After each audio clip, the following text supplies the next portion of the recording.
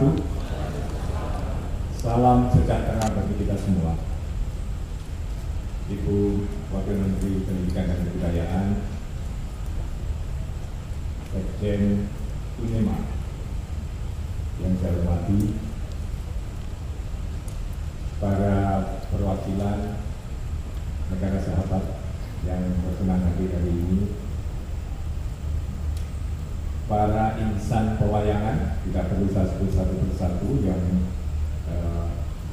bisa bersama kita untuk meresmikan pembukaan Wayang Summit 2012 ini, para pamong budaya yang saya sangat banggakan dan nanti akan tinggal selama 1 tahun di daerah-daerah terpencil, terdepan, dan terisolir. Saya kira siap mental, moga-moga, dan anak-anakku yang sangat saya sayangi dari Sulawesi Barat ya, yang mendapatkan beasiswa atau apa untuk meneruskan sekolahnya yang sebelumnya terputus oleh berbagai sebab. Para undangan dan para hadirin yang saya muliakan, pertama-tama saya ingin menyampaikan rasa sukacita dan bahagia bahwa malam ini kita dapat berkumpul pada acara peresmian Wayang Summit tahun 2012 di tempat ini, tempat yang bersejarah bagi bangsa Indonesia. Dulu namanya Lapangan IKK, dan di tempat ini pada tahun 1945 Bung Karno menggelar suatu rapat raksasa. Rapat raksasa tersebut dimaksudkan agar rakyat Indonesia dapat mendengarkan dan melihat langsung pemimpin-pemimpin bangsanya. Barangkali banyak di antara kita di sini pada waktu itu belum lahir atau masih bayi. Kita hanya bisa membayangkan betapa gegap gempitanya suasana rapat itu, karena semua orang dibakar oleh semangat untuk merdeka, semangat untuk membentuk negara baru yang bernama Indonesia. Negara merdeka yang sekarang kita warisi, kita jaga, dan kita bangun. Saudara-saudara sekalian, kali ini kita berkumpul di tempat yang sama ini untuk suatu perhelatan budaya. Di sini kita berkumpul untuk membangun jejaring kerjasama budaya dan saling pengertian antar negara, menggagas kesamaan visi dan strategi, serta memperkuat kesetiakawanan antar bangsa melalui satu warisan dan budaya dunia, yaitu wayang. Bagaimana kita ketahui, wayang merupakan karya seni yang memiliki keunikan yang luar biasa. Dari sebuah pegelaran wayang, kita tidak hanya memperoleh tontonan, namun juga mendapatkan tuntunan. Dengan keindahannya, wayang menjadi media hiburan. Namun, wayang juga bisa menjadi sarana penyebaran informasi yang efektif untuk mendidik masyarakat melalui penyampaian pesan-pesan, terutama pesan-pesan nilai-nilai moral. Wayang Indonesia memang telah menjadi salah satu warisan dunia. Tadi disebutkan oleh Ibu Wamen, sudah diakui oleh United Nations Education, Social and Culture Organization (UNESCO) pada tanggal 7 November 2003 yang lalu, bahwa wayang merupakan karya agung budaya dunia atau masterpiece of the oral intangible heritage of humanity. Saudara sekalian, di masa lalu wayang adalah wujud dari upaya penggambaran nenek moyang yang menceritakan tentang kehidupan manusia. Dulu nenek moyang kita meyakini bahwa setiap benda yang hidup pasti mempunyai roh. Ada yang baik, ada yang jahat. Sehingga saat itu barangkali awalnya sekitar 1500 tahun sebelum Masehi dibuatlah wayang dalam bentuk gambaran, ilusi, bayangan, atau dalam bahasa Jawanya pewayangan.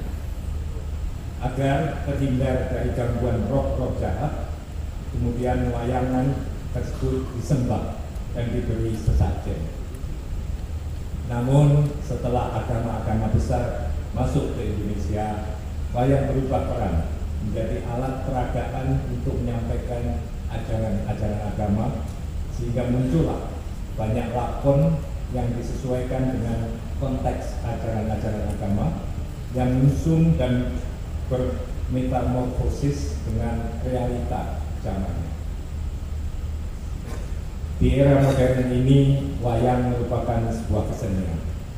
Wayang merupakan warisan budaya klasik yang mengakar turun-menurun.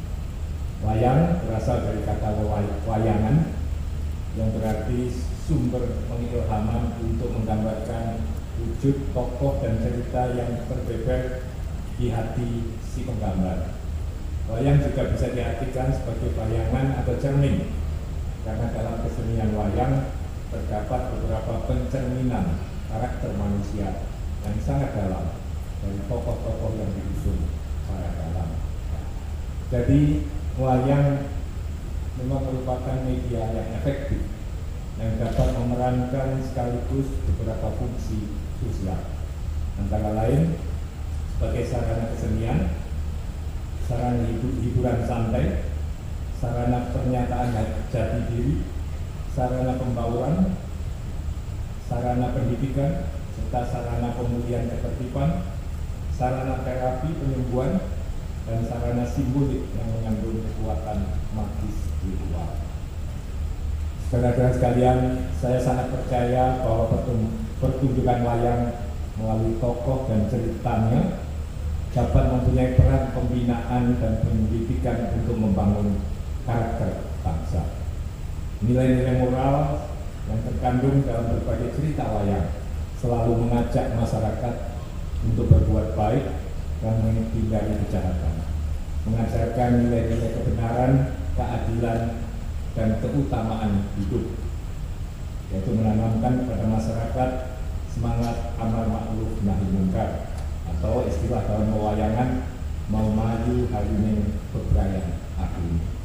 Oleh karena itu sangatlah sayang apabila budaya bangsa yang agung ini tidak kita pelihara, tidak kita lestarikan, dan tidak kita teruskan kepada generasi muda. Inilah salah satu tujuan besar dari perhelatan seperti ini dan langkah-langkah kita selanjutnya. Saudara sekalian, akhirnya saya sangat mengapresiasi inisiatif dalam menyelenggarakan wayang sami kali ini. Saya sampaikan penghargaan pada semua pihak, pada Kementerian Pendidikan dan Kebudayaan, serta semua pendukung dari kegiatan ini. Harapan saya kegiatan ini dapat makin menumbuhkan minat terhadap wayang di masyarakat, khususnya di kalangan generasi muda, serta memacu para dalang dan perangkat pendukungnya untuk terus menghasilkan karya-karya terbaiknya. Akhirnya marilah kita semua mengambil peran kita masing-masing untuk mencapai tujuan mulia. Dan dengan mengucap Bismillahirrahmanirrahim, Wayang Summit 2012 resmi saya buka. Terima kasih. Wassalamualaikum warahmatullahi wabarakatuh. Kami mohon mendampingi Wakil Presiden Republik Indonesia untuk menancapkan gunungan Wakil Menteri Pendidikan dan Kebudayaan Bidang Kebudayaan Ibu Widu Nuryanti, Sekretari Jenderal Unima, dan Ketua Umum Sarawangi Bapak Dr. Andes Suparno Sunjono. Pada hitungan ketiga, 1, 2, 3.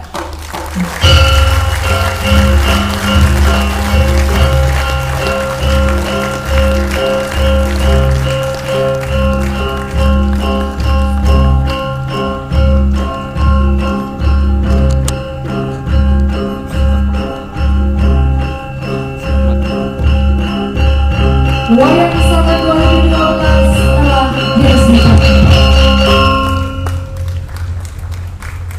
Bapak-bapak